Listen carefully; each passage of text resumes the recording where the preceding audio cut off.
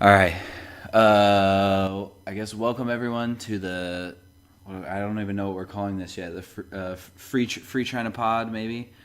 Um, all right. I'm Jordan, and I'm here with Mr. Reb, infamous writer on the Free China Post.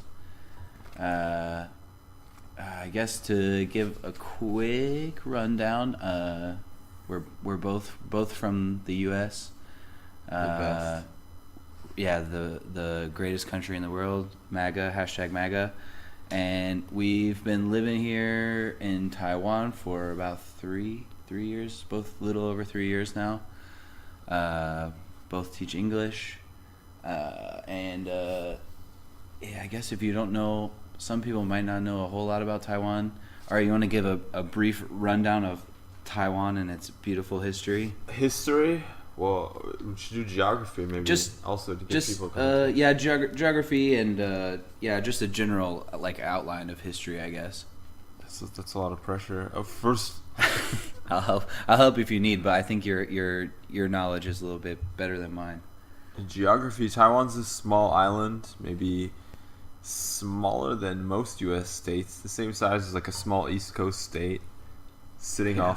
off the coast of Fujian province in China, and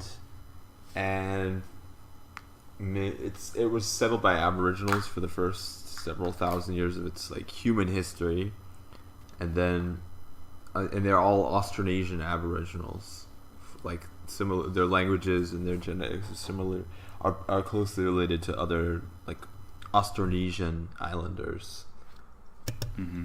And then I think around the 1600s or so, the Chinese started getting an interest as well as some European powers, and there were some disputes over who was in control of it. But essentially, after a couple of battles, there was a new Chinese king around the 1600s or the 1700s, and they essentially just gave up trying to control it and just left it to its own Yeah. devices until the Japanese took it over in the late 1800s, Mm-hmm. and they treated Taiwan as a colonial state, in which they treated the Taiwanese people relatively well in terms of like not massacring them all that often, at least anyways. Yeah. Yeah. Just basically what forced them to learn Japanese and kind of adopt some of the cultural Yeah.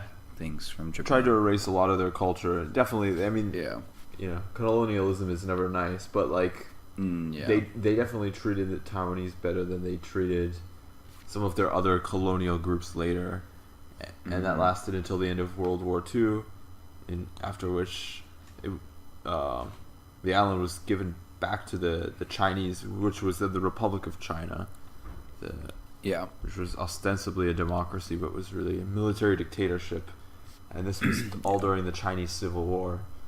So then Taiwan became a part of China, and then after the Chinese Civil War, at the point where the Republicans didn't have enough strength to fight on the mainland anymore, Mm-hmm. they basically evacuated their army to Taiwan, and were in control of it ever since. And Yeah. It went for the first 50 years is martial law, and that's right.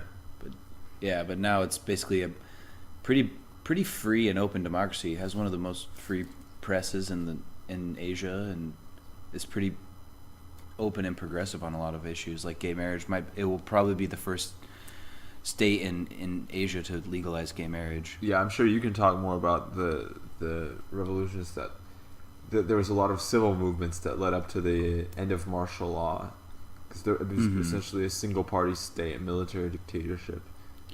Yeah, there's a lot of movements that I would need to research more before I actually talk about them. But there have been movements that continue to today to push for more freedom and openness in Taiwan, and to especially to push against reunification with China.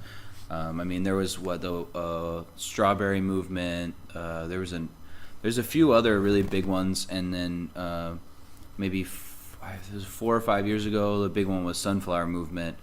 The Sunflower Movement, which basically the gist of the thing is lawmakers so there's two parties in Taiwan, just like the U.S. A little differently aligned than the U.S., but you have the Kuomintang KMT and Minjindan the DPP, and so some of the lawmakers from the KMT, which is generally leans closer to reunification or at least closer ties with China, they were trying to push through a cross-strait bill that would. You probably need to clarify cross-strait. Cross-strait. Okay, so cross-strait is the Taiwan Strait, basically between the gap in the ocean between Taiwan and China. Mainland China. Mainland China. So basically, they are pushing for closer ties, which it could lead to some sort of reunification idea. But anyway, they were saying that they were going to try to. They would basically reveal the bill to everyone, let them see it before they voted on it, and they kind of tried to vote on it under the cover of night. And this was while I don't exactly know what the legislature, the makeup of the legislature was between the split between the KMT and DPP, but there was at that time the KMT president, Ma Ying-jeou, was president at the time. And so basically a bunch of mostly students in Taipei, the capital of Taiwan, got really upset that they were trying to pass this with very undemocratically and not letting the people see what was going on. So they took over the legislature. I don't know exactly how they got in there, but some students got in there, and basically there was like hundreds of students occupying the legislature. They barricaded themselves inside for it was 2 or 3 months, and basically held it down and created an amazing like organization of like this group of people gets food and this group of people is in charge of like policy and making demands and all these things. It was really amazing around, especially for a bunch of young people. So that long story just to say that there have been a lot of political movements going through Taiwan, and it's sometimes it's interesting because there's people don't like to talk about politics with you sometimes, but it's at the same time a very political state. People protest. There's a lot of protests, and people generally have pretty strong feelings about whether Taiwan should be independent or we should maintain 1992 consensus. Yeah, you'll have to clarify that too. Yeah, I was going to say, can you explain the 1992 consensus?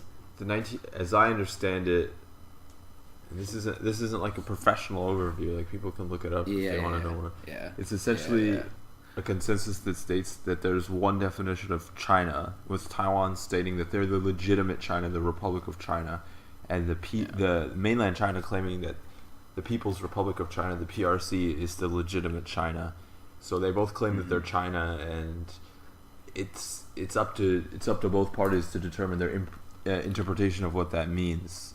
Yeah, basically. You'll hear, if you look into Taiwanese politics at all, you'll often hear one China policy thrown around a lot, which is basically the same idea. It's just there's only one China, but one side says they're the China and the other side says we're China, and so and basically it's kind of a stalemate with both sides trying to push each other and always somewhat on the brink of potential war. But I feel like the likelihood of war is less and less recently. It's growing less and less. To explain what China wants, China wants Taiwan to be back under Chinese control as a territory of mainland China, considering that Taiwan cannot declare independence because they're not an independent state. They're just a territory. Yeah, it's not a sovereign state is what they would claim, and a lot of people already. I mean, this is just anecdotal evidence of me posting things online and discussing with, or not even really discussing, but I've on a few forums that Chinese citizens can get on, which is not a whole lot, but a few of them, like a language exchange app. One time I had an interaction with a guy who I posted something about the issue of democracy in Taiwan, and he basically replied in Chinese like, China owns Taiwan, which we've posted on the I posted it on our news site if any of the listeners follow that. But so you get a broad range of views, but most of the people in China would probably lean towards either Taiwan is a part of China. Some of them call it like a rogue state, and I would say the majority of Taiwanese, at least in the last poll I saw, they identify as Taiwanese, but probably I don't know, I have to look at the data, but I would say the majority would probably say they're for maintaining the status quo. That seems like the general political consensus. And then you have, I don't know, maybe 15-20% on each side. One side saying we should push for total independence, and one side saying we should push for closer ties, or maybe even maybe 5% that says we should totally reunify with China and just put ourselves under Chinese rule. You're talking about within Taiwan, right? Yeah, within Taiwan. That part is within Taiwan. In China, I feel like it's varying degrees, but almost everyone would say Taiwan is part of China. Yeah, and will eventually come back into the fold. Yeah, so as far as Taiwan, it depends on the polling data you look at, because it's true. Yeah, most people basically are deeply afraid of fully declaring independence because of the repercussions. China is so imposed that basically they think that if they were to declare independence, that it would just lead to an outright war, invasion, or exactly. Invasion. So, but yeah, that's what I'm saying is, I would say most people are more or less for status quo, maintain the 1992 consensus. I mean, even the DPP, which is the more, you have some fringe like third parties that are completely for independence, but of the two main parties, the DPP is more for Taiwanese independence, and even they, almost all of the presidents and legislators, they will say we just maintain the 1992 consensus, we just maintain the one China policy and kind of keep the status quo. What I've learned though recently is that there's actually a lot of other parties, and that they're starting to gain more and more control, especially the New Power Party. I forget the Chinese. Yeah, New Power Party. I have heard of them recently, but I also found out that I thought that previously Taiwan's system was basically based on district representation, which apparently before it was this complex system that's used in South Korea and Japan and some other countries, in which they use these party list systems. And anyway, it's not important. The point is now after they did a constitutional referendum and changed the constituency of the legislative unit, and now basically I think something around 70 or 80% are elected by district, so it's first past the post. For anyone who studies political science, first past the post systems where you have districts and there can only be one leader, they really tend to produce basically 2 or maybe 3 major parties, and you can see that in the United States, Canada, the UK, all countries who use that system. So, but Taiwan now has a hybrid system, so they have another 30 or so seats, maybe 30% of their seats are allotted under proportional representation, which it gives a lot more power to smaller parties. As long as they cross the threshold of 5%, they can get some seats in the legislative body. The legislative yuan. The legislative yuan. For anyone that doesn't understand, legislative yuan is just basically like the Congress of Taiwan, which in Taiwan is a single body, but it's one body. But it's split now between the district votes, the district representatives, and the ones who are done with proportional representation. So so after that, there's starting to be increased representation from smaller parties, which I would consider a good thing. Oh, but a side note, the New Power Party is 时代力量. Oh, 时代力量. For anybody, any Chinese speaking listeners, because you said you forgot what it was. Taiwan is a very very interesting place right now. I don't know. It's very like I mentioned earlier. It's a very progressive. Like you were saying with the legislature. It's like a very burgeoning democracy. It's becoming more representative, They have a lot of firsts. I mean, we'll at some point we'll discuss identity politics, which I think both of us are understand and think is, you know, I don't know. I don't want to put words in your mouth, but I get the idea, and I like representation in politics, but I think, you know, policy is more important. So we have a little bit of an issue with that. Excuse me. But what was I gonna say? But what I was gonna say is Taiwan has they just recently, what, two years ago, elected their first female president. Was it 2 years ago? 3 years ago? 2016, I think, January. Okay, yeah. So they're on about the same cycle as the U.S. Just a couple months off, yeah. Yeah. So it's a very, very progressive state, especially for Asia, which I don't know. It's hard to quantify Asia all into one pot. The American election was in November of 2016, so it's split apart by, I think, 10 months, because Tsai Ing-wen, remember, gave Donald Trump a congratulatory call. Yeah. So she was already in when the American election took place. Yeah. Which, again, is interesting with how much more progressive she is. It's not fair to call the two parties in Taiwan they're not equivalent to Republicans and Democrats.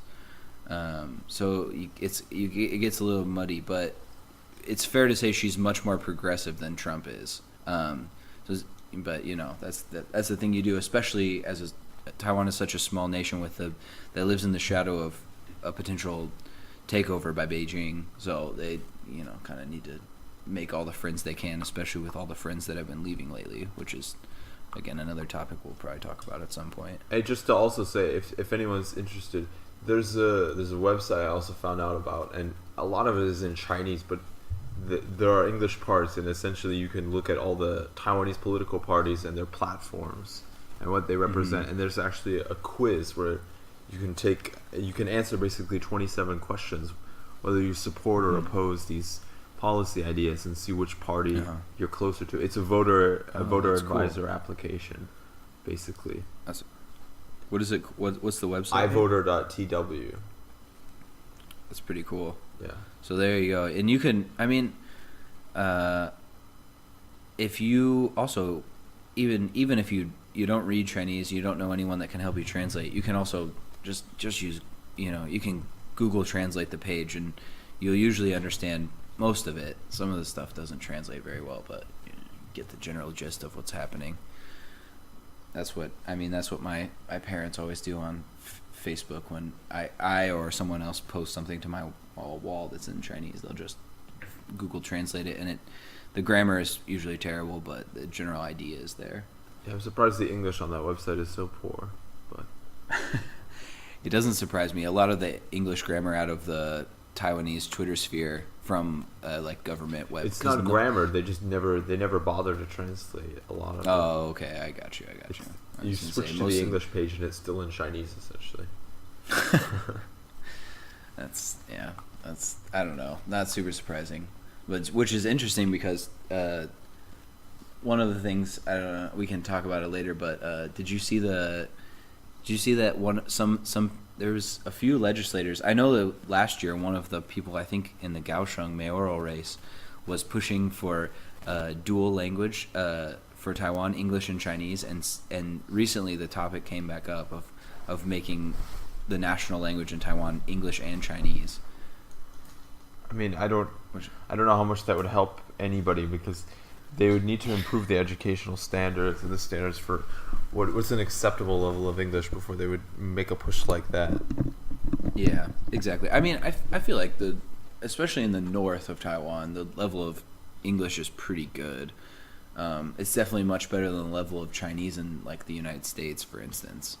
Yeah, there's a lot more dual language people here, but it's nowhere near a dual language state. I'm not sure how much people would support that in any case, because it would kind of erase some of their sense of cultural identity as well. Yeah, absolutely. I think it's kind of personally, I think it's kind of a silly idea, and I've talked to a couple of the people, like older students that I tutor, like maybe 30 to 50 years old, and one of the guys was just laughing about it. He thought it was the most ridiculous idea he ever heard.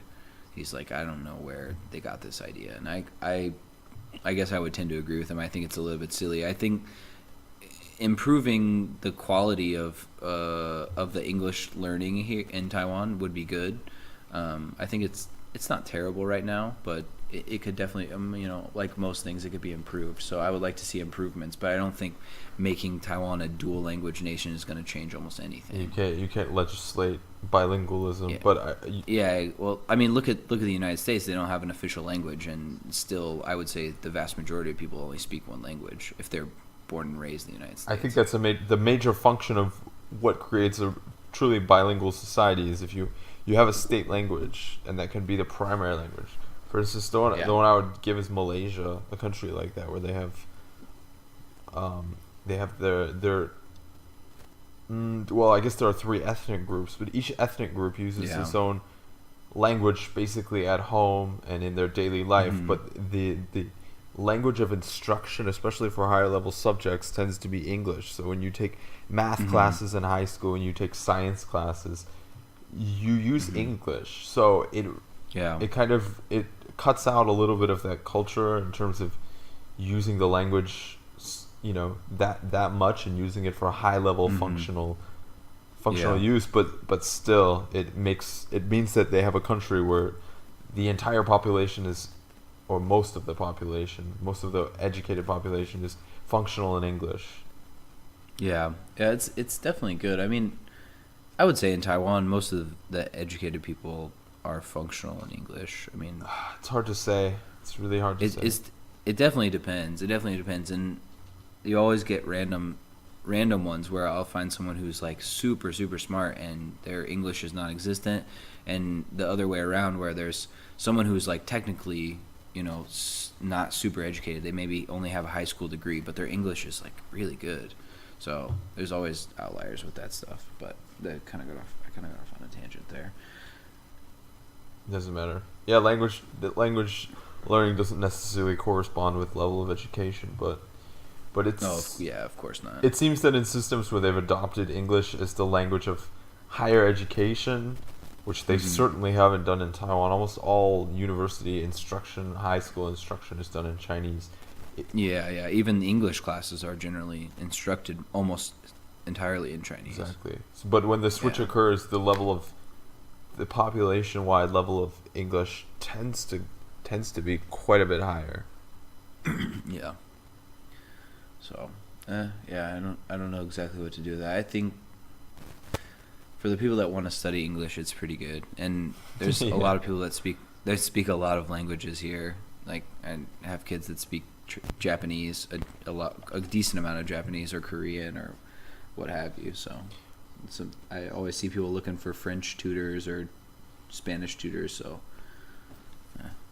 seems like people can learn the languages if they really want, if they have a desire to. It's one thing to use them. It's another thing to make it like a integral part of your national identity, that your national language would be English and Chinese. So I think that absolutely. Taiwan needs to deliberate how it feels about its Chinese-ness and its Taiwanese-ness and all these things, which they still haven't processed properly. Well, that's the thing. Like, you get into like a lot of that stuff, not only with Chinese and Taiwanese, which for anyone that doesn't know, the national language of Taiwan is Chinese, Mandarin Chinese. A lot of people I talk to, they say, "Oh, so can you speak Taiwanese?" And I say, "Not really, because it's not, it's not the language you use on the street. Maybe unless you live in certain rural areas, maybe it's more prevalent to speak Taiwanese. But Taiwanese, what province does Taiwanese come from in China?" Fujian. Yeah, so the Chinese is called Minanyu. But colloquially, I generally just call it Taiwanese, at least in English. So you have that, but then you also have Hakka, Kujaha, and then you have all the Aboriginal language. So Taiwan has 16 native tribes? Is it 16? That sounds close to right. I don't.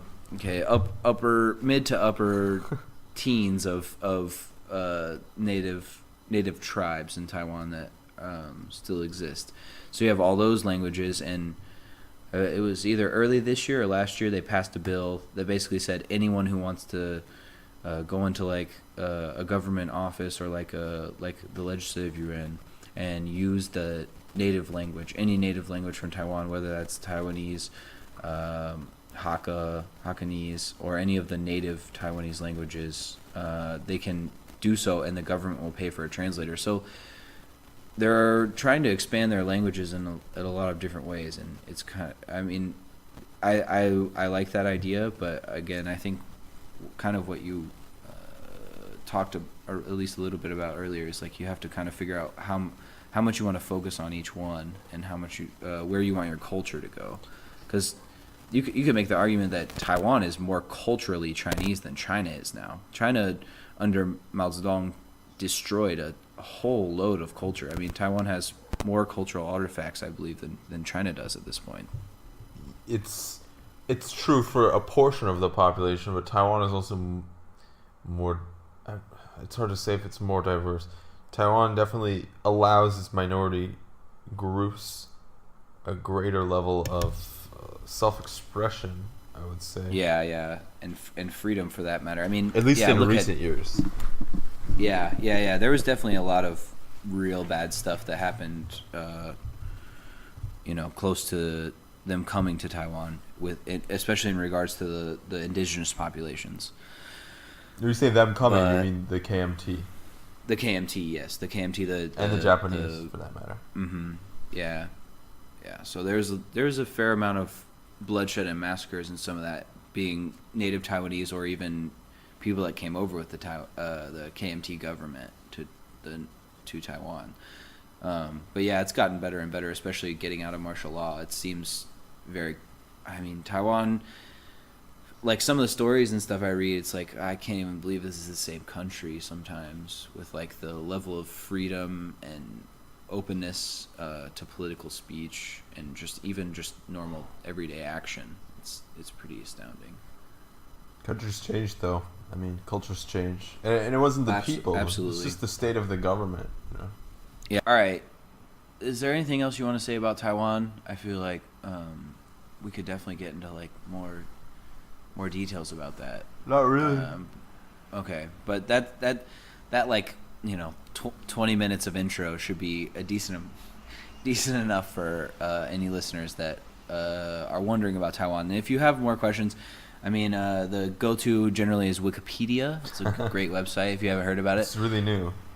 Yeah, it's super new, but it's pretty good. You can check your little footnotes and everything there. I love Wikipedia.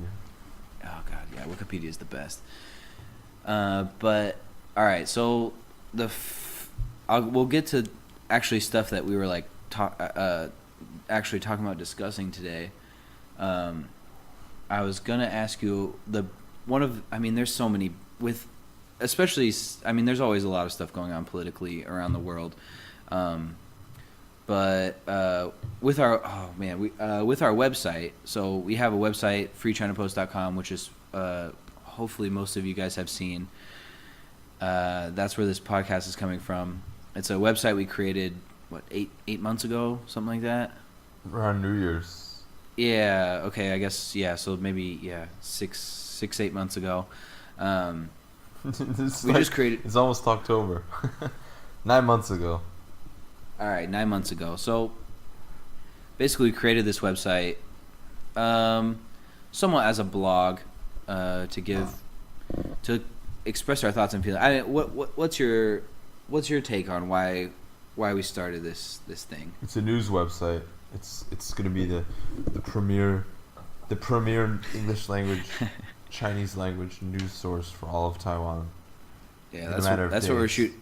That's what we're shooting for. In a week or maybe a fortnight, we will be controlling Taiwan. Get rid of Apple Daily. That's trash. Get rid of all Taipei Times. Who cares about all these kids? So we're trying to take over Taiwan with our news. But yeah, we probably write majority of our pieces on American news. At least I do, but yeah, I try to write some about Taiwan, but with especially with the current administration in America, the news cycle moves so fast that there's just so many things to talk about there. So it, and it's a lot easier to find English language sources relating to the U.S. So that's tends to be where our focus goes. Though I do also try to cover a decent amount of Taiwanese topics. But anyway, that being said, please check out our website, freechinapost.com. Facebook and Twitter are the same. And if you want to email us, you can email us at social@freechinapost.com if you have questions or you have some topic that you want to hear us discuss. But anyway, getting back to how fast the news cycle moves and the big thing of this few days that's happened in the U.S. is the whole Supreme Court nominee of Brett Kavanaugh.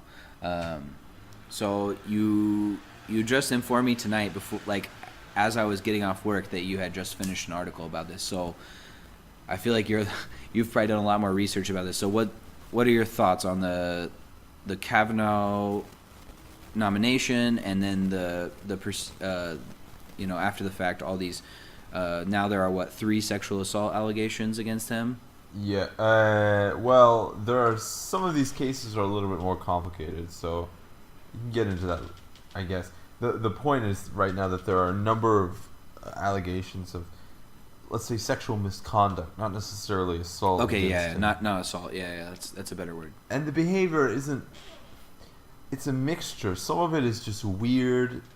Some of it is just stupid and drunk. But I think the main point being that it really shows a lack of judgment on his part if these did take place. And it seems like even if they didn't take place in the form that they've been described, they took place in a pretty similar form. Judging by what other people around him have said, they all say, he drank, but he definitely didn't.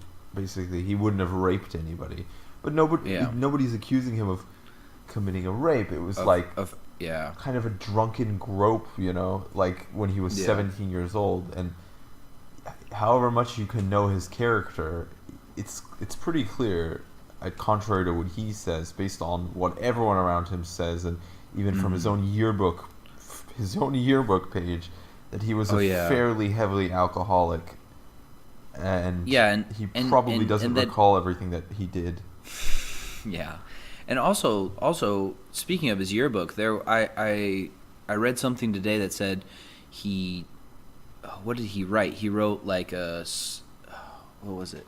Something alma mater, some girl's name alma mater, and they were basically all saying that if you write that, it's like you slept with that girl. So that's of course he's a teenager, but that doesn't give you, a pass to be, a sleazeball. You can read what I wrote about it in the article. The most interesting thing about that is, the girl's name is Renee Schroeder Dolphin, and basically right after the sexual assault allegations against him, the first ones came out, she signed onto a letter from maybe 50 or something of his classmates. Oh, yeah. Mm-hmm. And then a few days later, the yearbook stuff came into the open public, and she learned about that, and she didn't retract her statement, but she made a very short statement that basically didn't walk it back, but he basically said, I thought I knew him, but I guess I really didn't know him that well. Yeah, which that happens a lot, I feel like. There's a lot of people you feel like you know until you really know them. So some of this is from his. Okay, I'll go into a brief summary give of a brief rundown of what's kind of going on right now. Okay, what's going on? You mean in terms of his in terms of the.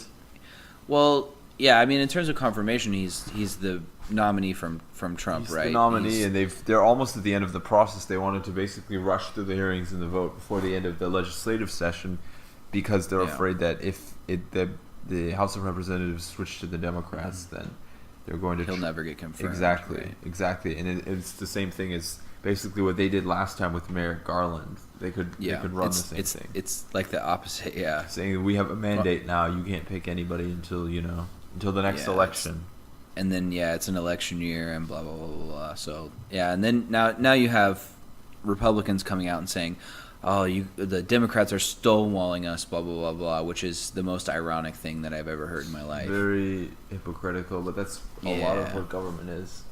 It's definitely a common political tactic, just to be super ironic, and also just be super hypocritical, and also just project all the time. I feel like, in my personal opinion, it's worse with the Republicans, but a lot of it is just even on both sides is always projection. You mean projecting your negative, projecting your own flaws onto someone else? Yes. Okay, well let me give a brief overview of Kavanaugh first of all. Mm-hmm. Okay.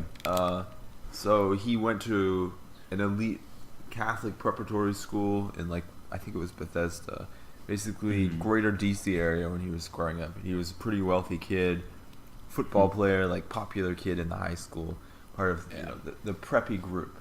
So he's alleged to have, not alleged, it's public now that he was a fairly heavy drinker. He did a lot of partying and stuff, although he claims that the drinking was very minimal and that he was very respectful. So the first allegation that came out was that when he was 17, that he was drunken. He and one of his friends kind of corralled a 15-year-old girl into a bedroom at a small house party. They say he was 17 at the time. He was 17. Correct? Yeah. Yeah. And it wasn't. It sounds like a big house party, but there were only 4 people there, I think, including them. So basically, he pushed her into the room, and then he got on top of her and used the weight of his body to keep her from getting away. And then she was wearing a bathing suit. I think he tried to take off her clothes, and then she started trying to scream, and he just covered her mouth, and then just kept going. Yeah. And then Judge, from what I read, I didn't source this article because this quote, but basically this part, the allegation was that he was in the room and that he was shouting and saying all kinds of things like, "Hey, yeah, go do it," or "Stop, you shouldn't do this," kind of a little bit hesitant, pushing him on one side and trying to stop him on the other. And then during this alleged assault, he jumped on top of both of them. Sorry, but the judge is his friend. Yeah, Mark one Judge. Of his friends in high school. Yeah, one of his best friends. Okay, sorry. Continue. And jumped on top of both of them and broke it up. And basically, they were completely drunks, and she was. It's not clear whether she was intoxicated or not. She ran out of the room and hid in the bathroom basically until she heard them go down the stairs, and then she fled the house. Okay.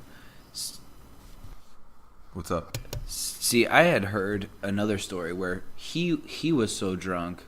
I can't remember the source. I heard this drunk. From, but the girl. They were. Yeah, I know they were both drunk. But the story I had heard is that he was so drunk that she overpowered him. No. She only got enough power to leave because Mark Judge jumped on top of him. Mike Judge is the guy from King of the Hill, right? Exactly, and other things, and other great comedies. I keep confusing their names. I had to fix the article because I wrote Mike Judge 5 times. He's gonna be pissed if you're comparing him to some potential alleged rapist, I guess sexual assaulter's friend. So that was the first allegation, and then you said after she would locked herself in the bathroom and then eventually escaped. Yeah, and Mark Judge is also a very complex figure in all of this. Yeah, he seems like he's kind of been strange. I haven't read all of his testimony and stuff, or his statements. Essentially, he's a lifelong alcoholic, and he's had a pretty mixed up life doing different things. He ended up becoming very religious later in his life, and trying to use that to get off the alcoholism, and started becoming a conservative writer. He talked a lot about his past. So there's there's a lot of talking about his high school days, the drinking, and there's a reference to Kavanaugh, perhaps, in a person he calls, was it Bart O. Kavanaugh instead of Brett Kavanaugh? Bart O. Kavanaugh. Yeah, it's not very veiled, but that's probably him he's talking about, but no one can know for sure.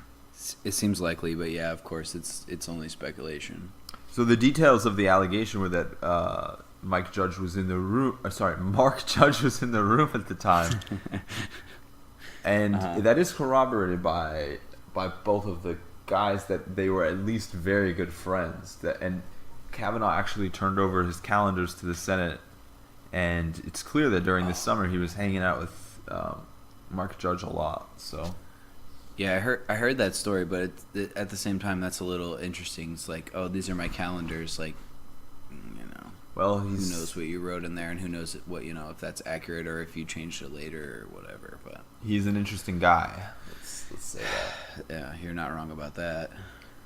Okay, so the second one from around the same period is all this stuff with Renate Schroeder Dolphin. Mm-hmm. And yeah, we basically already talked about that. Yeah. They all he and I guess 8 other football players all took a picture together and they captioned it Renate alumni. I guess implying that they all had their way with her. Some sort of relationship with her. Yeah. Which she denied.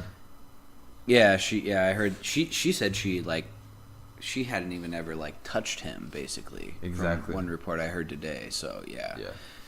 And now there's supposedly a third victim who's being defended by Michael Avenatti. Oh, I forgot to mention that. Yeah, Michael Avenatti is such a weird figure that I really didn't want to muddy the waters with his. Yeah. That's the thing with him. If for anyone who doesn't know, he's Stormy Daniels' attorney, who is the adult film actress who had a relationship with Donald Trump to try to get on The Apprentice, allegedly. She claims yes, and she also claims he has a member that's shaped like Toad from Mario Brothers. I haven't heard that. But that, yeah, she came out. She wrote a book. Is it bigger or smaller than his little hands? She said it's. What did she say? I think her quote was, "It's not like shockingly small, but it's below average, and it's shaped like Toad from the Mario universe." Which, take that with a grain of salt. Who knows who's telling the truth there? But they almost certainly had intercourse. So, it is what it is. But that's kind of Trump's MO, is cheating on his wife, allegedly. So, I mean, there's so many stories of him cheating on his wife while she was pregnant and after she had her kid and blah, blah, blah, blah. So, that is what it is. But anyway, to get back to... lady. Yeah, I feel bad for her. I mean, it's all a pretty rough incident, pretty rough thing. And has allegedly been threatened by people trying to defend Trump. But to get back to the topic we were on is, Michael Avenatti said he has a third victim, but that's basically all we know. He said they're supposed to come forward today, which is why I wanted to get the article out before. Yeah, which is I'm glad you did, and we'll see what comes of that, because he didn't say, it was she was raped or they basically gave no details. He said wait, we'll be coming forward soon.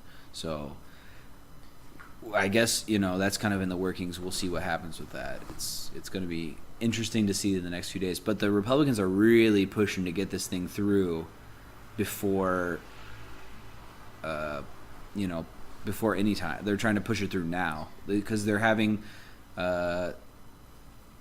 Kavanaugh and the first victim testify tomorrow, right? Today we're recording right now. Thursday in the United States. So. Yeah, Thursday in the United States. Currently it's 11:58 p.m. in Taiwan, and we're about, depends on what time zone you're in, but we're about 12 or so hours, give or take, ahead of the U.S. So it will be in about a day and a half I guess. Yeah. In the U.S. So they will both be sitting in front of this of the committee pretty soon. But I didn't read your article because I didn't have time. I literally came home right after work and we started this podcast. Did you see about the fact that some of the Republicans that want to interview her are basically getting a female, what is she? She's like a sexual assault analyst or something to. Yeah, I mentioned that too. She's deposition. a sex crimes prosecutor. So basically, she tried to ask for some terms, because she hasn't spoke about the incident publicly, I guess, ever. So she asked Chuck Grassley, who's the senator in charge of the committee that's supposed to investigate this, if she could speak. First of all, the terms were she didn't want Kavanaugh in the room when she spoke, and she also asked to be interviewed by an outside counsel and not by a group of senators, basically. Okay, yeah. And initially, I can understand that. Yeah, initially though he was like, nope. And she also asked that they force Mark Judge to testify because he was allegedly in the room, so he's the only neutral part, and maybe not neutral, but he's the only third-party witness who could actually corroborate either of their testimony. Mm-hmm, mm-hmm. And he's absolutely refused. So what was interesting is that, I mean, his statements that he's made have all been basically on news websites, written statements, things like that, where he can lie without any issue. Yeah. But yeah, exactly. Republicans, I don't want to say all Republicans, Lindsey Graham and Chuck Grassley basically said that there's no point in asking Mark Judge to testify. They said, he's already made his public statement. We already know what he's going to say. But I have the feeling that when you ask somebody to testify under oath, their answers are going to change. And not only that, they could definitely ask him about the context surrounding it. It's possible that if Kavanaugh was drunk, then Mark Judge was extremely drunk too. Yeah, I would say almost certainly. Usually, if you're having a party, there's not just one sober guy, unless they're a DD. But it doesn't sound like that was the case. Which means that he probably doesn't recall this incident with 100% clarity, or he might not. But he could definitely shed light on the culture and whether these kinds of events took place all the time or not. Yeah, and not to mention only that, but it's like you said, they both seem to have a past of maybe, you can't say necessarily alcoholism, but at least heavy drinking, binge drinking. And in addition, I saw, Kavanaugh had to give the committee overseeing his confirmation a list of his speeches. And one of his speeches that I saw the speech, a clip of the video. I didn't watch the whole thing, but he said, what was the preparatory school that he went to? It was a Jesuit preparatory school, and I forget the name of it. But basically, the school name, he said, "What happens here stays here." The whole Las Vegas line. He said that was really good for me and a lot of my friends. Basically, I'm paraphrasing, but it was something to that effect. And when he gave that speech to the members of Congress that are overseeing his confirmation, they cut that out. And also I think it was in the newsletter of the school, they also cut it out. Which, it's not for sure that he cut it out. It could have been the school that cut it out, but it seems real sketchy because it's like, that's like you said, that's dark. Yeah, it doesn't seem like they're trying to get. It's dark that they cut it out. They're like not trying to keep the information in the open, which is where it belongs. Like, yeah, the allegations might be true and they might be false, but it's important to find out the answer to that instead of just to try and obfuscate. Yeah, I mean, obviously that's a big part of politics is obfuscation and trying to say, this didn't happen or whatever. And he just did an interview on Fox News. Did you watch the interview that he did? Nope. What happened? So, I didn't watch all of it, but I saw parts of it, and he was basically just trying to play like he's a choir boy. He was like, Yeah.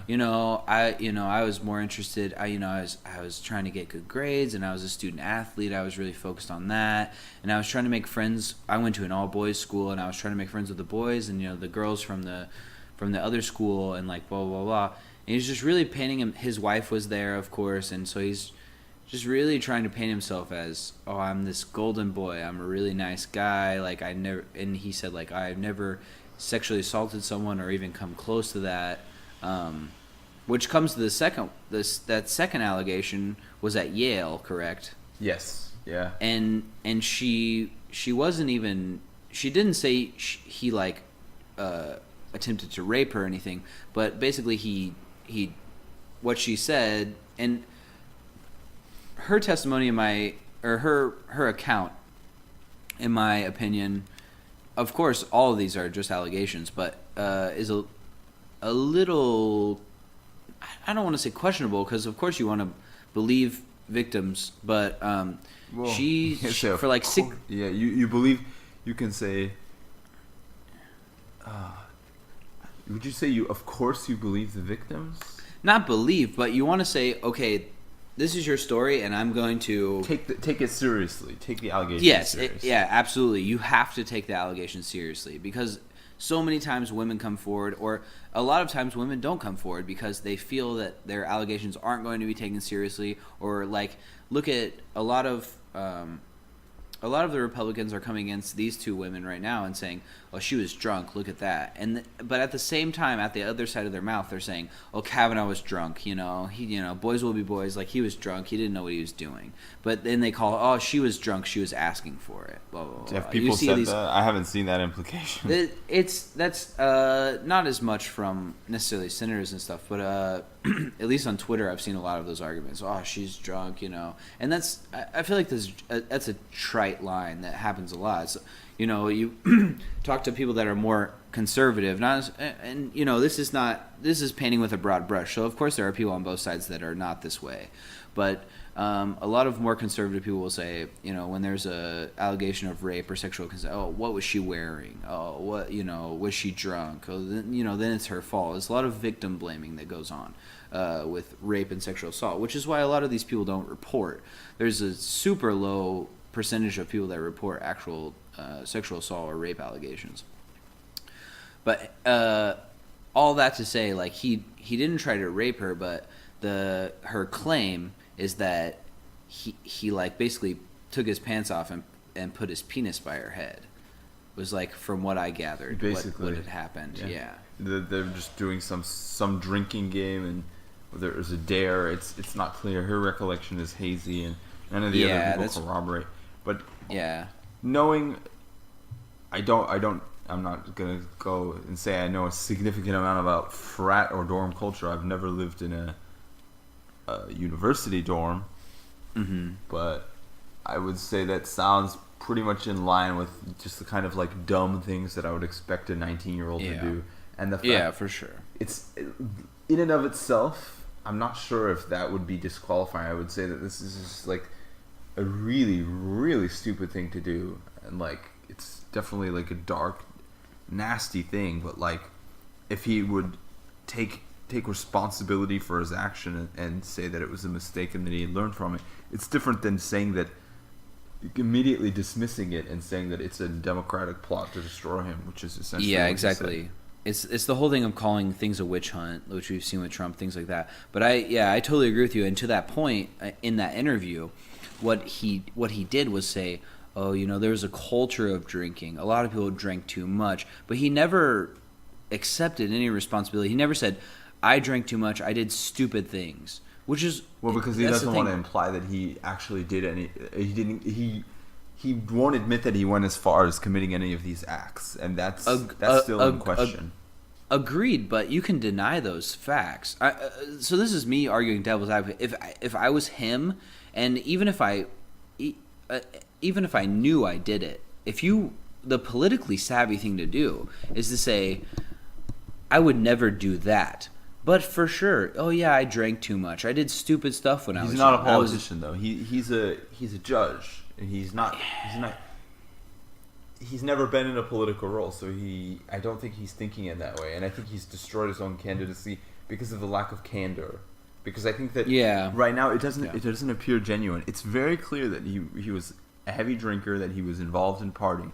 Whether or not he went as far as committing these acts, he definitely is not being 100% honest about his past. And absolutely. He's being appointed to the Supreme Court of the United States, and I think that's candor and honesty and certainly judgment are the three highest things you ask for, especially judgment. And these are things that because his literal title is a judge. Yeah, you need to have good judgment if you're a judge. Exactly. Surprisingly enough, but okay. So, sorry, I smacked my mic. So moving on from that, these things are developing. That's certainly continuing going right now. So what do you think about him as a judge in general, aside from, say, none of this stuff ever happened? What do you think about his previous judgments or where he stands on issues?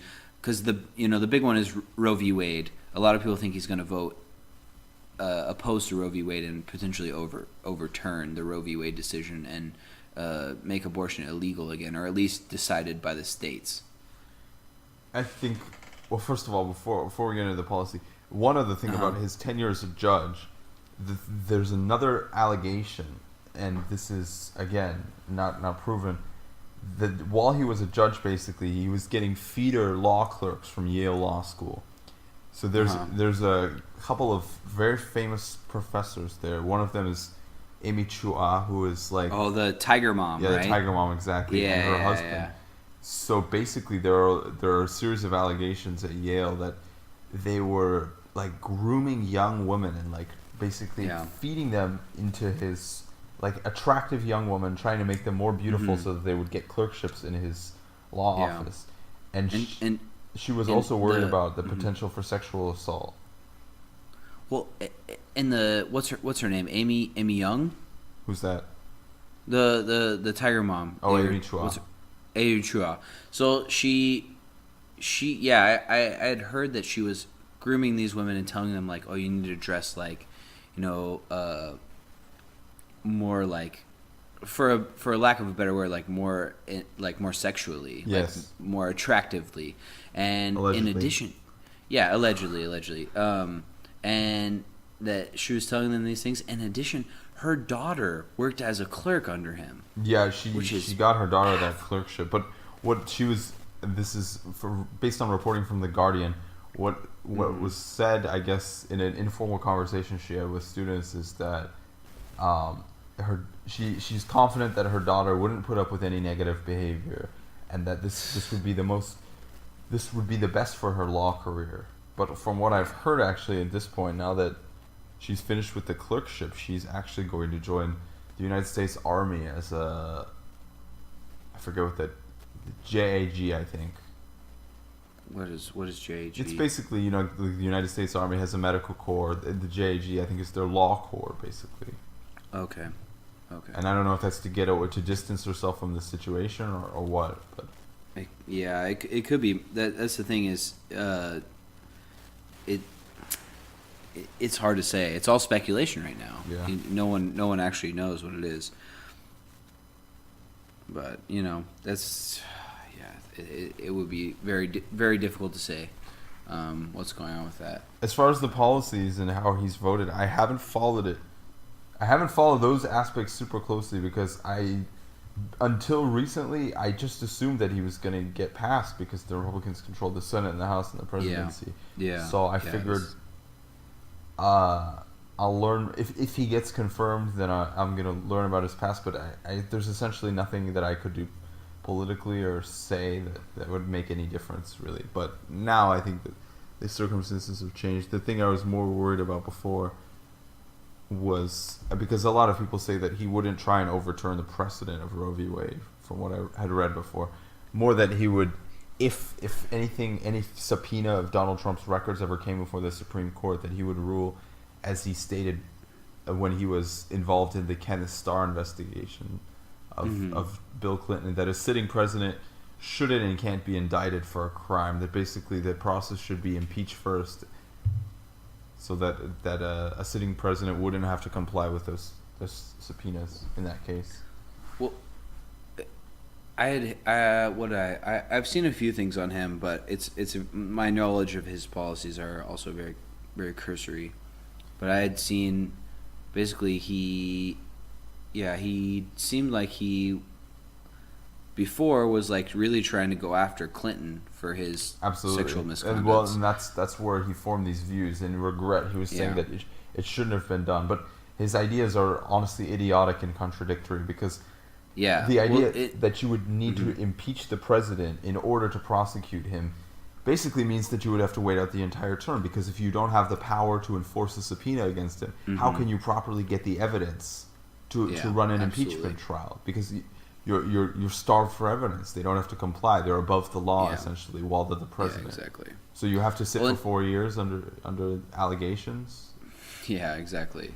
And not to mention that, and in addition to that, he had there's a lot of things about he basically, from the few things in the confirmation hearing that I've seen, he basically just refused to answer a bunch of questions, which is what a lot of these judges do. A lot of judges refuse to answer questions, and they say, "Oh, I'm apolitical," blah, blah, blah. Even though, of course, they're political beings. Like, to think that the Supreme Court is apolitical is asinine, in my opinion.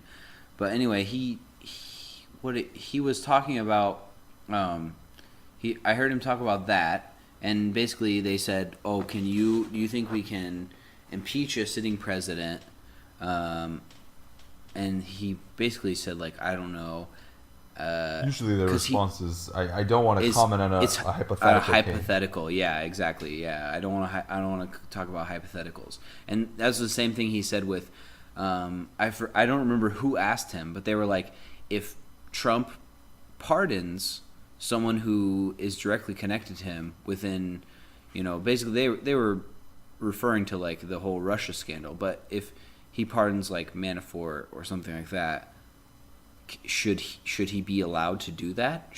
What would you say about that? And he's like, "Oh yeah, exactly what you say is it's hypothetical, so I'm not going to comment on that." Which is, I think, should be disqualifier carte blanche. Like, you should say, okay, you don't want to talk about hypotheticals, you don't want to argue your point, then it seems like you have some hidden political agenda that you're trying to guard. Yeah, but the Senate confirmation process has essentially become extremely partisan, I think. Oh, yes, absolutely. I mean, it's always been partisan, but this one in particular, in general, prior to Merrick Garland, essentially, they would grill the respective nominees for the Supreme Court, but it would, most of the time, the Senate would confirm them, even against an opposing party, as they did for Obama's first pick. Yeah. Well, I mean, who was it? There was sexual allegations that ended up being like seeming like they were pretty accurate about, Clarence Thomas? That? Yes, Clarence Thomas. And a lot of people kind of brushed that under the rug, but like, I've heard a lot of people saying like, they think those were like legitimate allegations now. Yeah. Is Clarence Thomas still in the Supreme Court? I never hear about him. That's a great question. Yeah, he is. Yeah. Well, so he's 70. The Supreme Court's getting old. Well, the Supreme Court is generally pretty old. But yeah, okay, here's a question I have for you. Do you think that Supreme Court justices should have term limits?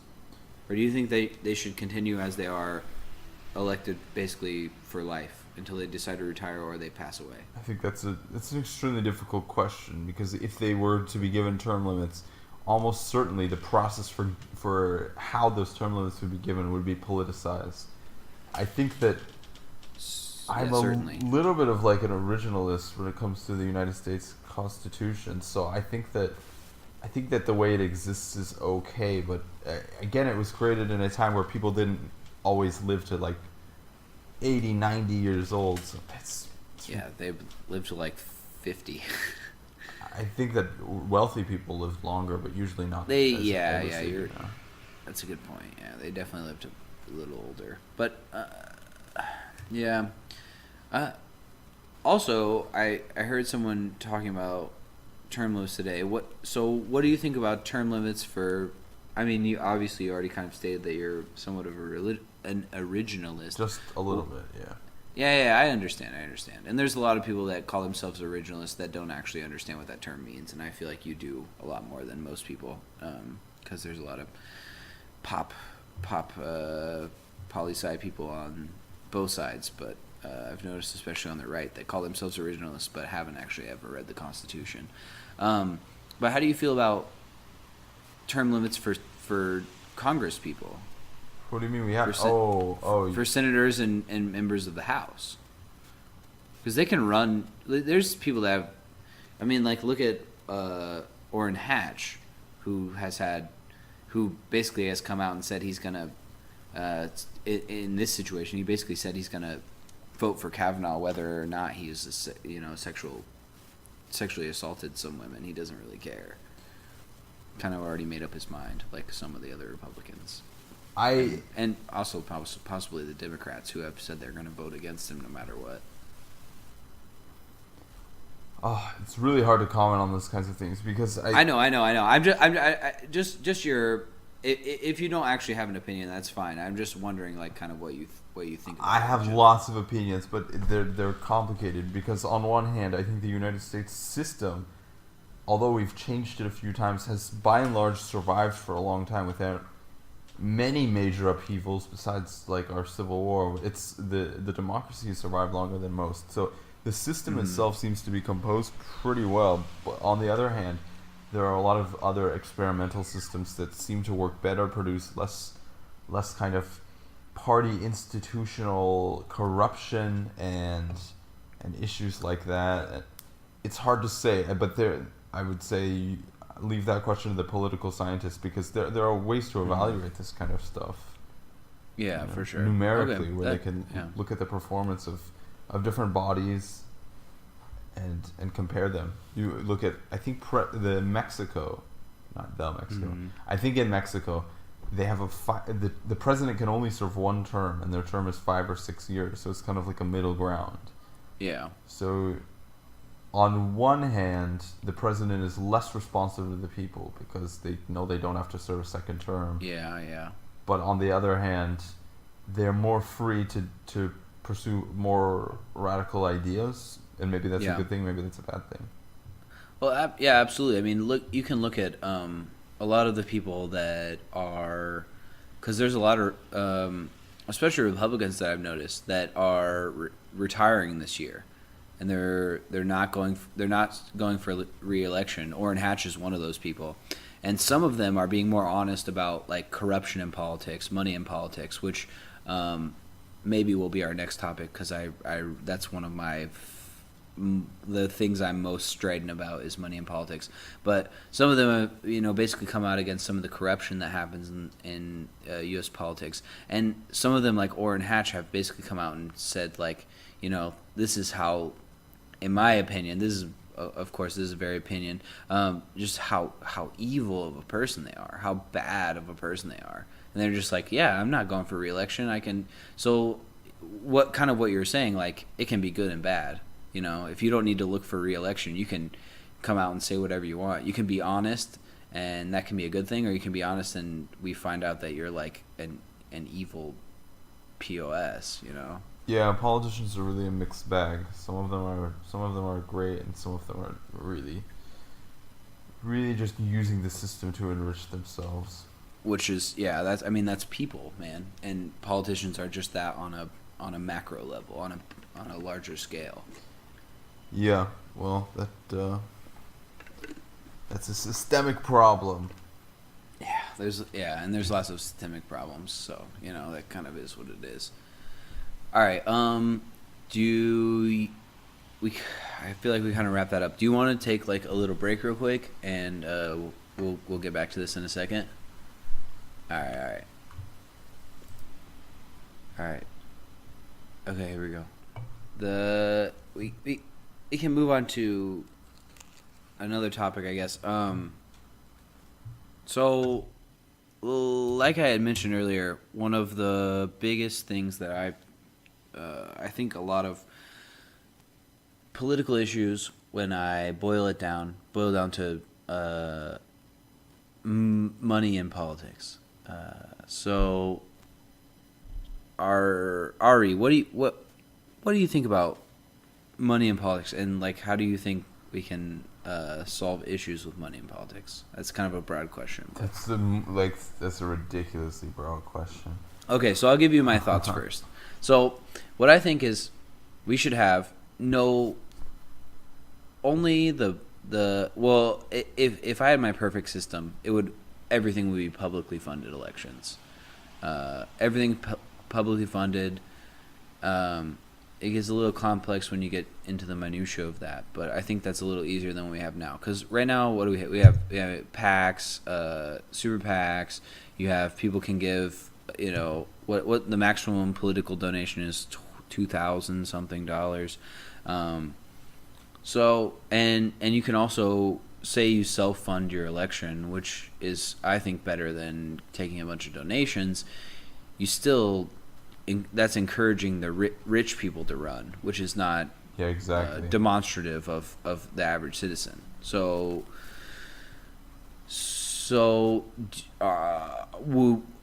I guess basis, like, would you be in favor of like repealing Citizens United? Do you think corporations are people and I think money is speech? That's a stupid ruling, but you can't really repeal a Supreme Court ruling. You know what I mean? Well, yes and no. When we say repeal, this is based you can't. off... You can't repeal it, but you can overturn it in the fact that but you need to get a new Supreme Court, and you need to open up a new case. You need to either get it. Yeah, you're right. There's two options. You can get a new Supreme Court, or you can do a constitutional amendment through the states. So you get enough people to say that they don't think money is speech, and you get what is the number of states, like 30, something like that, of the states to say we don't want any more money in politics. But so what do you think about like how much do you think money influences politics? I'll try to give you more straightforward questions. I think you have a lot stronger opinions on that than I do. I think that it definitely has an influence, but yeah, you're probably not wrong about that. I have pretty strong. I mean, if you so for anyone that wants to know about how money influences politics, I think you can a good website to visit is opensecrets.org. You can see who gives to who, where politicians get their funding. But my thing is when you look at any political issue, so look at Medicare for All. I'm working on a Medicare for All article right now that should be up on the website within a couple, maybe hopefully like a day or two. Now I'm gonna have to edit this podcast afterwards, so that's gonna take a little bit of my time. But you look at Medicare for All. You look at military spending. You look at any of these things. A big reason why a lot of these politicians vote the way they do is because they get money from it. You look at a lot of people that vote against healthcare for all, or even just the ability for the U.S. to debate with drug companies over prices. And a lot of the people that are very against it, vociferously against these ideas, they take the most money from drug companies. So I think you can probably throw almost any political aspect against me, and I will probably boil it down to money in politics. So I think the biggest thing we could do to make our democracy more democratic is to get rid of money in politics. Create a system where we rely on the people to fund our campaigns through taxes, and then the politicians are completely reliant on the people. They say, okay, what do you want me to do? Because They don't need to worry about because so say for instance you look at policy. There was a study, and I need to look up who did this study, but there was a study recently. If you Google it, you'll definitely find it, of money that influences politics. So where the more money politicians get from a certain donor, they're almost certainly likely to vote that way, regardless of public opinion. Public opinion almost never influences how politicians vote, how our elected representatives vote. It's almost always connected to the interest of how much money they get from a certain group of people, whether that's military industrial complex or whether that's medical companies, things like that. So currently we don't have a representative democracy, and more you have a lot of people from the right wing saying, yeah, we live in a republic anyway, it's not a democracy. But in my personal opinion, we should be pushing more for democratic rule anyway. Is that a question? Yeah. How do you feel about that? What do you? I mean, I know that I definitely have stronger opinions on that than you do. But what are your thoughts on, I guess, what I've said, the ramblings that I just went through? I basically agree with most of what you said. I think that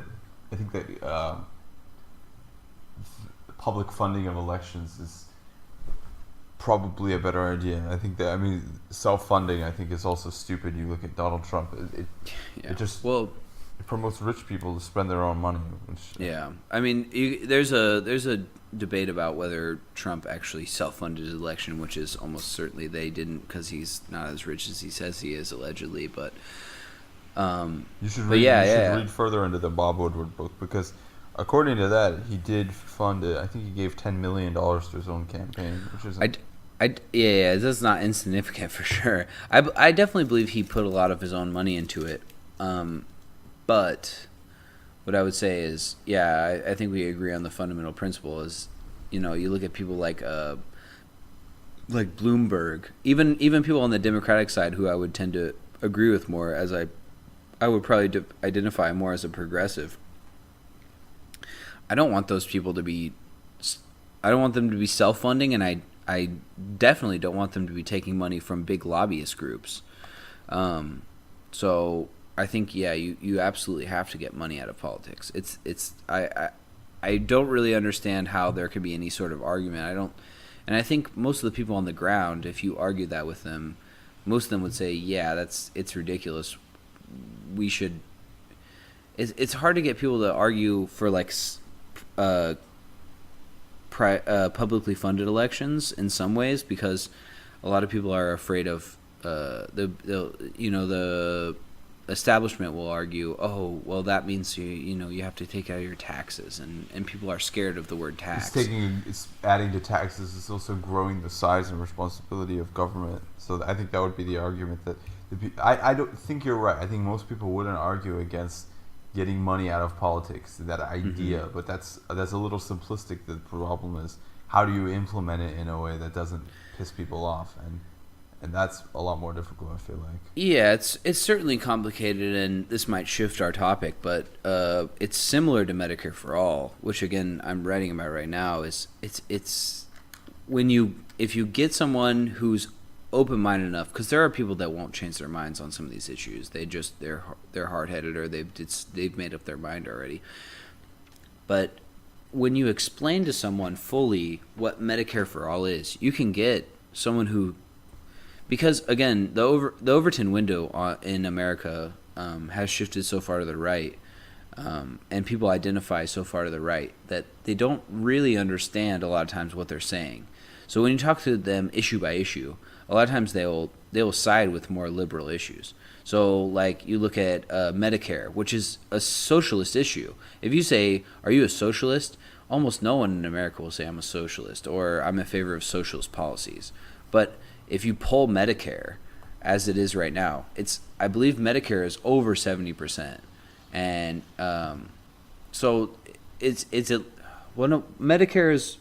Medicare and Social Security. One of them is like 73% favorability, and one of them is like 68%. I don't know. I don't remember which is which. I would have to look up the numbers. But so those are overwhelmingly popular. But when you ask someone if they're in favor of like a socialist policy, you throw around these like poli-sci terms. They don't. A lot of them don't understand it totally, or they've been lied to, and so they don't understand it, or they have a misidentification of the term.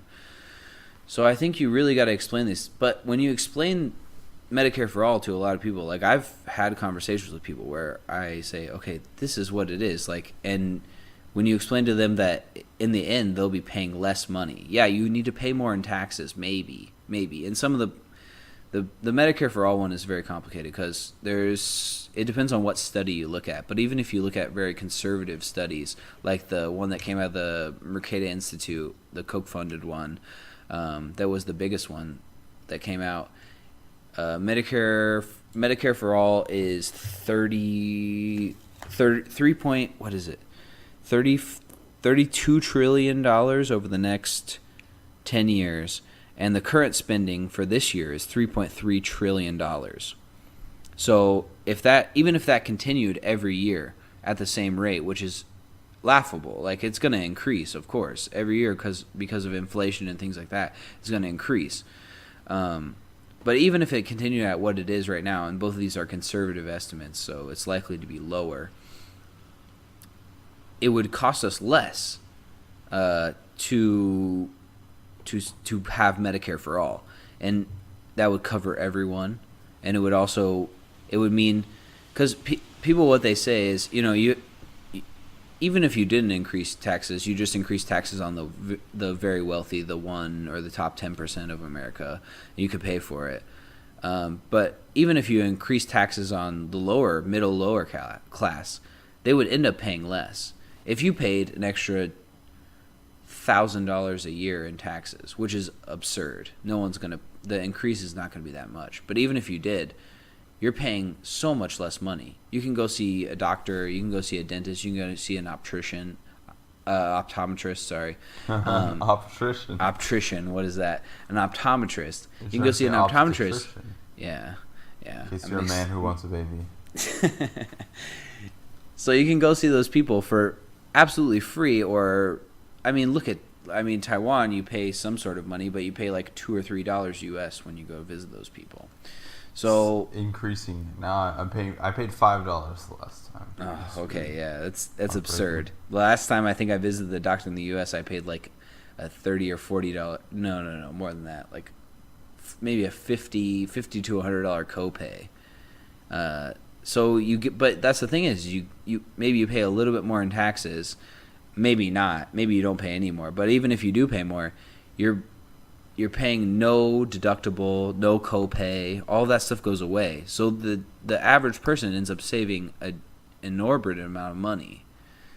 So I think, but the reason why none of those things are happening, to get back to the point I was ranting about earlier, is because these politicians are taking so much money from the medical industry.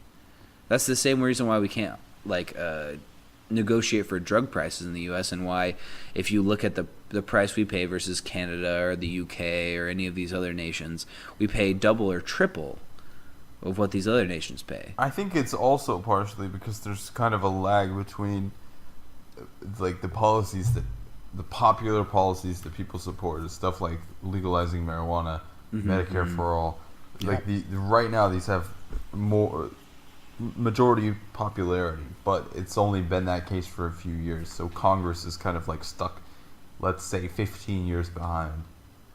Yeah, and I think that's I definitely agree with you. It's definitely the case that like the government lags behind what the people want, but I also think that the money that they receive has a huge impact on how they vote. And I don't think that's I don't even know if that's arguable at this point. And I think you could argue that the government being somewhat slow and calculating in its ideas is good. I don't think it's calculating. I think it's just uninterested in that's the thing. And I think the reason why they're uninterested, I think being slow to a degree. I think being too slow is obviously You're not doing what you're supposed to do. You're not representing people. But being slow to react in some ways is I would find that acceptable, because you don't want to act too rashly. And I think there are certain things that should be off the table in terms of what we can vote for or decide as a populist.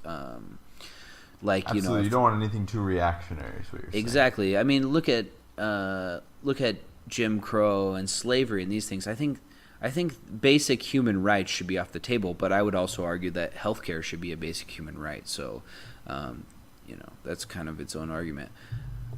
But yeah, I think a little bit slow is okay, but the pace at which we've been moving recently is absolutely too slow. It's a lither bit ridiculous.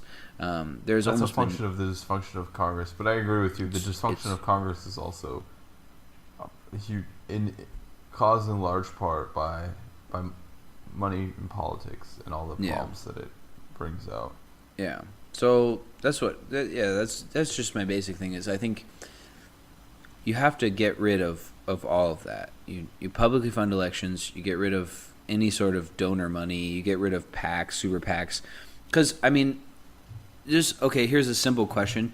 How do you feel about the fact that that money is speech and that corporations are people?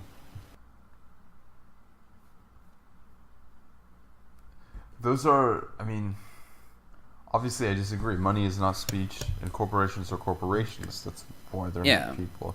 But those are,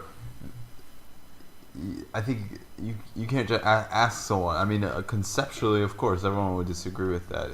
I mean, those things go to the wrong Supreme Court justification for Citizens United. Yeah. So I think you won't find anyone. Well, you'll find very few people who agree that corporations are people, besides Mitt Romney.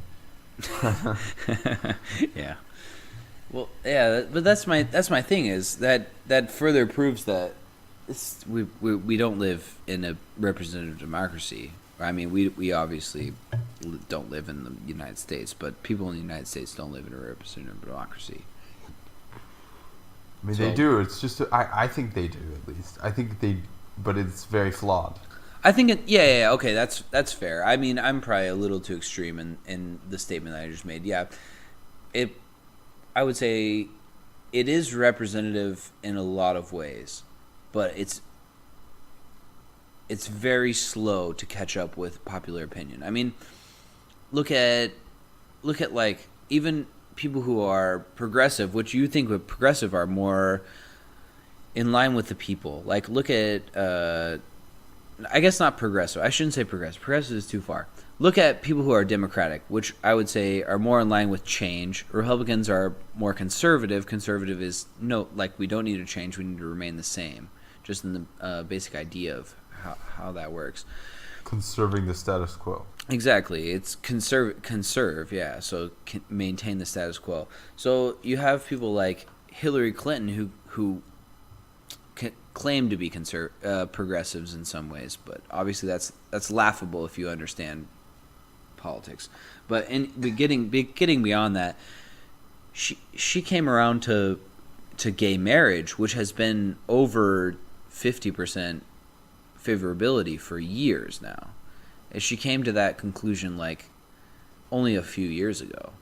I mean, I believe it was 2004 or 2006 when she said, "Okay, I'm in favor of gay marriage," and it's not representative. It's what you think, and she's part of a rich tandem of her and Bill, who basically take a bunch of money from a lot of places through the Clinton Foundation and can kind of do whatever they want because they have such name recognition. She's a very particular case, though, I would say, because she's like a lifelong politician who's always had the highest of aspirations, and I would say that. Mm-hmm. I wouldn't argue that some of these politicians don't have high aspirations, but she's definitely in the minority as far as the opportunities she's had and how far she's gotten, the closeness she's gotten to the presidency in so many cases. Yeah, I would definitely agree with you. But at the same time, I would say that it's while you are right, it's an extreme case. I definitely wouldn't say she's like the average case, but I would say she's representative in a way of the fact that you take this sort of corporate money and like look at her with Wall Street. Like she takes the money from Wall Street and then she says one thing and then behind closed doors she does another. I think that's kind of the system we have, whether it's to a larger or lesser degree, is okay. I can, rhetoric versus how I vote there's a big difference. Yeah, that's for certain. But that's a lot of politicians. Which is politics in general. I think not even just in the United States, but I'm saying it's exasperated by money in politics. If you're getting, the thing is you have these people like Joe Manchin comes to mind, who's like a blue dog Democrat, basically a Republican in Democrats' clothing. Oh man, you're so critical of those. Ah man, I hate I hate blue dogs and Democrat and moderates, but we can talk about that another time. But to finish my example is he does some good things. I think he does some good things, but he will say a lot of things like, oh, I don't know who my donors are. I saw an interview with him where he's like, I don't know who my donors are, blah blah blah, and it's just so on its face not true, just not accurate. Of course you know who your donors are because and if you didn't and you voted with them like he does, it's a little bit surprising. It would be amazing if that it lined up so succinctly. So my thing is it absolutely, like I don't know if anyone could argue that taking money from an interest group, whatever it is, whether I agree with that interest group or not, because sometimes I probably would agree with those interest groups. Generally I wouldn't, but sometimes I might. But taking money from interest groups disproportionately disaffects the American populace. So if you're voting with someone who's giving you money over the average voter in your constituency, I think that's wrong. It's on its face. Corruption, essentially. Yeah, it's corruption and it's undemocratic. So I think, the fact that politicians can take legalized bribes is absurd to me. I would agree with that. Yeah, it shouldn't take place. Yeah, so I think people really have to get a little more fired up about getting rid of these political contributions and saying, okay, at worst, small dollar donations. No one, including corporations, can give over whatever you want to make it. $2,000 I think is a little high because the average American family right now, according to a study I looked at the other day, can't afford. It was like 50 or 60% of people can't afford a $1,000 emergency. So you shouldn't be able to give more than that. But even so, the current political contribution, maximum individual contribution, is what, $2,400? I think it should be probably 100. I would agree. I think 100 would be okay. But worst case, you say, even if you said 1,000, that's infinitely better than this situation we have right now. Yeah. I think you have to get away from this idea that corporations are people or whatever garbage that we have going on right now. It's absolutely absurd. You should get Will to join in with you on this discussion. Do you think he would? You think he would be on my side? No, I think he would provide an interesting counter argument though, just for the sake of arguing. Yeah, I might have to get him in on this sometime. Will, if you're listening, reach out to me. Maybe I'll hit you up sometime. I'll hit you up someday. Well, we gotta plan this out because I have to come correct if I'm gonna talk with Will because he's vicious. He's a smart dude, but I'm a little bit. I think I'm right, and he probably thinks he's right, but I would have to definitely prepare myself for that sort of argument because I love that guy, but he's a vicious arguer. As I'm sure I'm pretty strong when it comes to arguing. Yeah. I don't know. I think you're reasonable.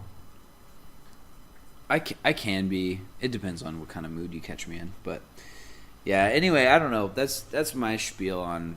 I don't know. I think if we're gonna call ourselves a democracy, we got to let everyone have an equal shot, and letting people give legal bribes to politicians is not acceptable in my book. But that is.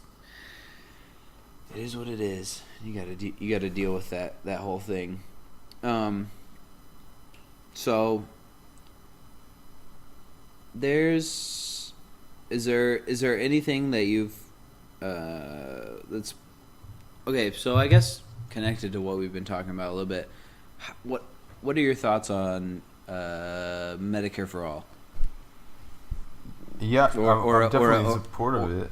Yeah, or a national healthcare system. See, this is why you got to get Will on this, man. I feel like we should save these topics for like a Will day, because he would like give us all the positive and negative things about living in Canada. Like, even though, yeah, I think he would be like brutally. I think he would be brutally honest about it.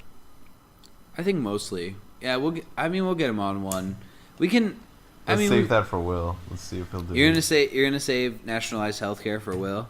I think so. He lives in Ontario right now. Like, he's like one of the best people to ask about this kind of thing. I guess so. We also live in a nationalized healthcare system. It's true. But this way we can. I mean, I've used Canadian healthcare, and I liked it. I thought there were no problems with it. It's essentially the same as Taiwan, except there's no copays instead of like small copays. Very small, yeah. The wait times for like different things were fairly similar. Here and while I was in Canada, I honestly never had to wait more than an hour or two to see a doctor. Basically, you just go to including a specialist.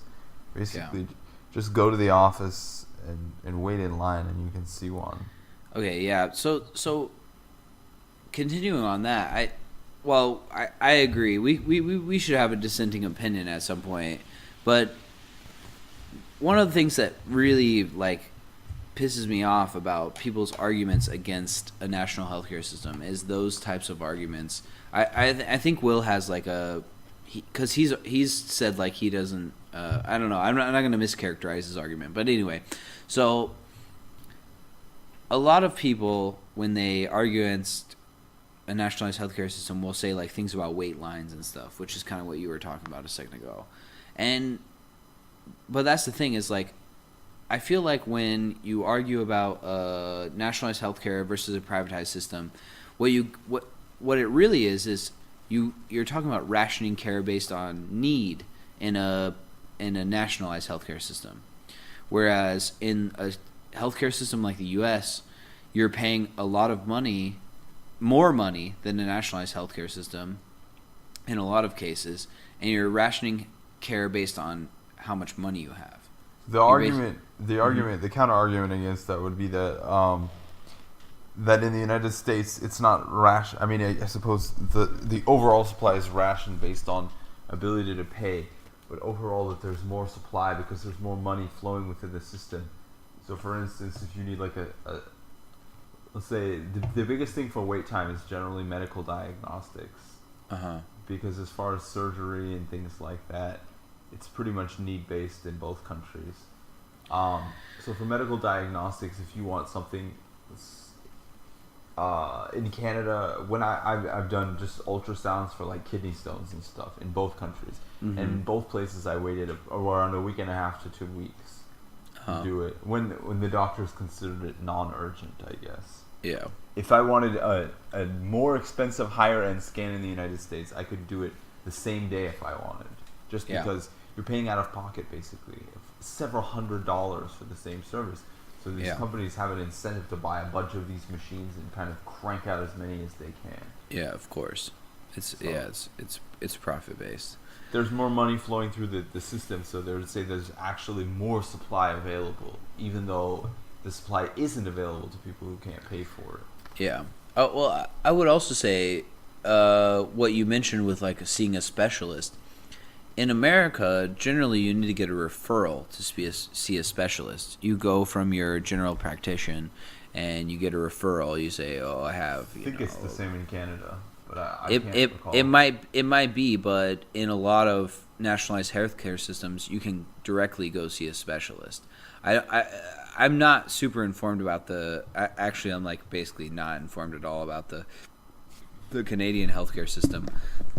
But in terms of like Taiwan, when I needed to see like a specialist about my like getting X-rays or things about because okay, I guess quick review for those who don't know. My first year in Taiwan, I was driving a motorcycle, hit a dog, broke my collarbone in 3 places. Had to get surgery the next day, So mean. yeah, I was brutal. It was really mean of the dog to jump out from between 2 cars when I wasn't expecting him and break my collarbone in 3 places. But I do feel really bad the fact that the dog died, according to one of my friend's friends who apparently watched the whole thing unfold on the street. So I do feel bad. I really feel bad about killing a dog. I feel like that's one of my lower moral moments of my life. But aside from that, like I don't think any time I've gone to the doctor in Taiwan I've spent more than like 15 minutes waiting. They give you a time, you walk in, you put your card in, and you go to the doctor. So like that's actually dependent on the hospital. So when I went to the hospital here for the kidney stones last week, and basically they don't actually assign you a time. So I got the number, and it was really, I would say this hospital really poorly organizes it because there's no time. You basically have guesswork. They're like, you're number 42, and the time is any time between 5 p.m. and 9 p.m. you're going to get an opening, which is a joke. So I was there for kind of over 2 hours waiting. Okay. Yeah, But so I guess that's just hospital disorganization as opposed that's to true. Yeah, I mean system-wide. I mean every time I've gone it's been super fast. And they pretty much get me in and out. Yeah, yeah. Taoyuan is a little bit more. I don't know. Like Kaohsiung, where you live, is like also a very big city. It's bigger than Taoyuan. I don't think it's about the size of the hospital. I think it's just about the way that the hospital is organized. That's fair. But all the places I've ever gone, which most of them have been the same hospital, have been pretty good. And also, in the system, again, when you have nationalized healthcare system, it doesn't mean that all the hospitals are privatized. Some of them are public. I mean, like Lixing is a private hospital, not connected with national healthcare. Am I correct on that? Yes. Yeah. So they again, like to your point, they get to organize themselves however they want. So. And apparently, I would argue that Lixing does it a very good way. They do a very good job of I guess organizing themselves and making things very efficient. There are annoying things about that hospital, but yeah, I would say that that's a pretty good hospital overall. Yeah, of course. I mean, of course, there are annoying things about almost every place that you go. I mean, there are a lot of nationalized things that are very annoying. I mean, look at the DMV, for instance, in the U.S. But at the same time, I would take even if I had to have waited 2 hours to get the X-ray done for my post-op surgery, I would have taken that because I only had to pay like $4 or $5 over going to the U.S. waiting about the same amount of time, most likely, and getting a $600-$700 bill at least after that. There's no question, but we should maybe talk about why it's cheaper. Okay, so yeah, why do you think? What are your thoughts on that? What do you think it's? Why is it that way? Well, one of them is the administration costs are lower because you don't have the private insurers, so you don't have to spend as much time dealing with different insurance companies, negotiating rates, things like that. You have a single payer in a single payer system, so they basically have more leverage to pre-negotiate the prices.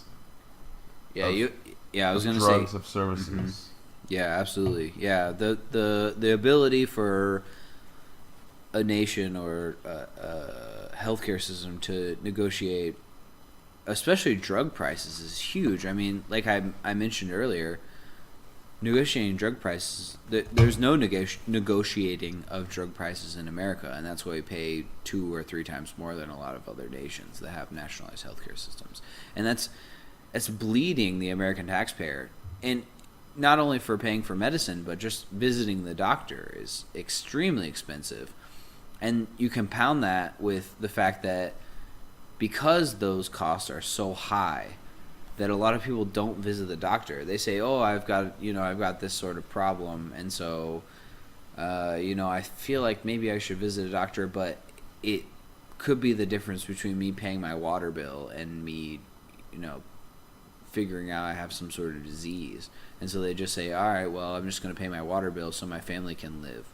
And then, a few months later they go to the hospital, or maybe a year or 2 later they go to the hospital and they find out they have like some late stage disease and that they're totally screwed.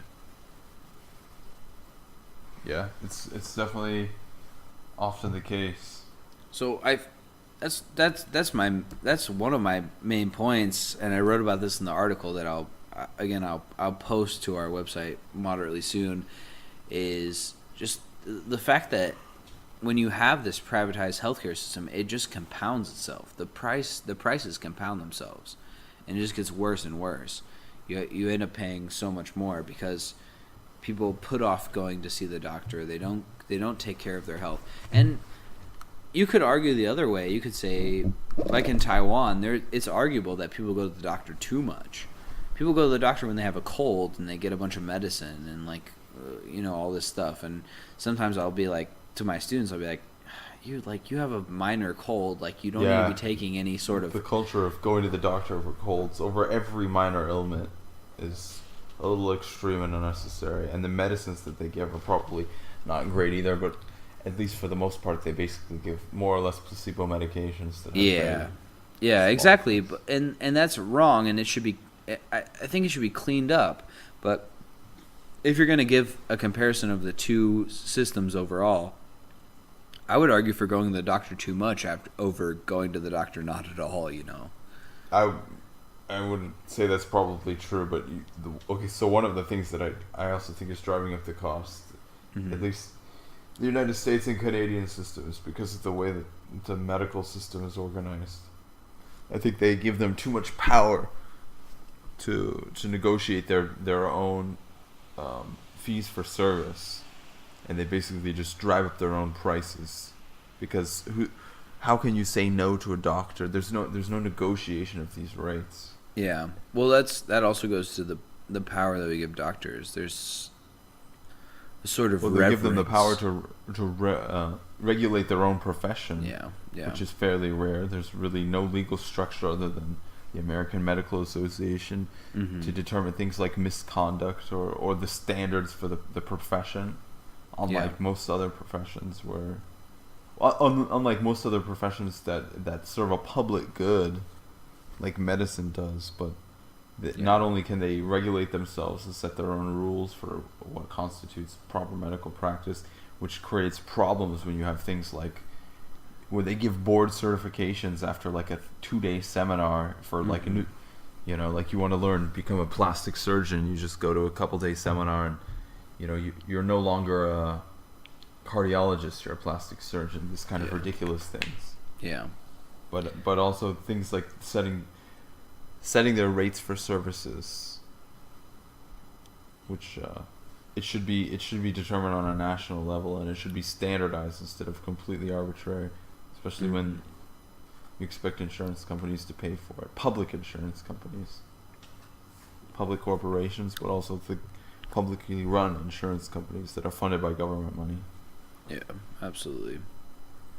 Well, yeah, that's the thing is the big issue I had with the Obamacare thing is it's like, yeah, that's a step in the right direction, but at the same time it's also a step in the wrong direction because it's good. Everyone is covered, and you're getting rid of pre-existing conditions, which are, in my opinion, like evil. Like I think pre-existing conditions are evil, but you're pushing people to have you forcing people to have some sort of like Private healthcare. insurance. Yeah, exactly. You're forcing people to have private insurance, and I think that's wrong. You shouldn't force people to have at least have a public option. You know what I'm saying? Even though that if you split the vote between private option and publicly funded healthcare, that's not good because you're stripping yourself of a lot of funding. It's Anyway, better. We could it's talk better. for hours about why that didn't get passed. You know. Well, yeah, we certainly could, and I think a big part of that is because Obama was super weak and didn't encourage people to do that. You know what I'm saying? But as far as, I mean, as far as passing the bill in the United States for a public option now, Medicare for all, I think that most people would agree that it's a good idea. I don't think it's super controversial, except for fairly conservative people who want to maintain the status quo. Yeah, absolutely. I mean, the polls are even for Republicans. The last poll that I saw was over 51% of Support Medicare for all. Republicans support Medicare Yeah. for all.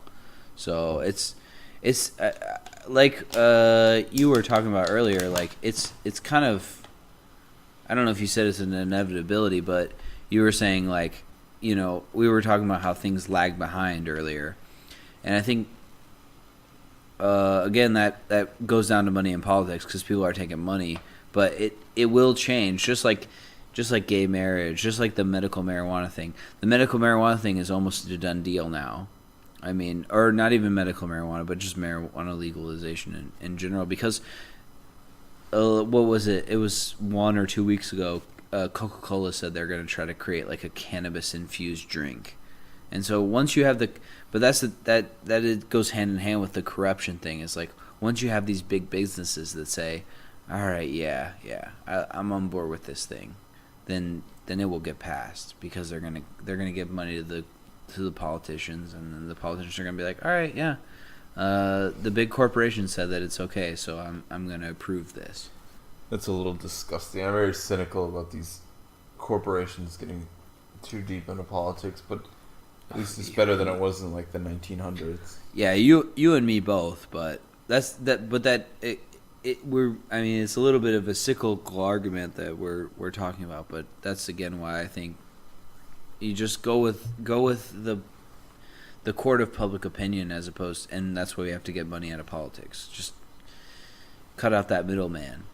And it's the same thing with healthcare. Cut out the middleman. Why are you paying these people to be lobbyists when you could just get rid of their salary and then you create all these new jobs and you create a new industry that saves the average taxpayer a bunch of money.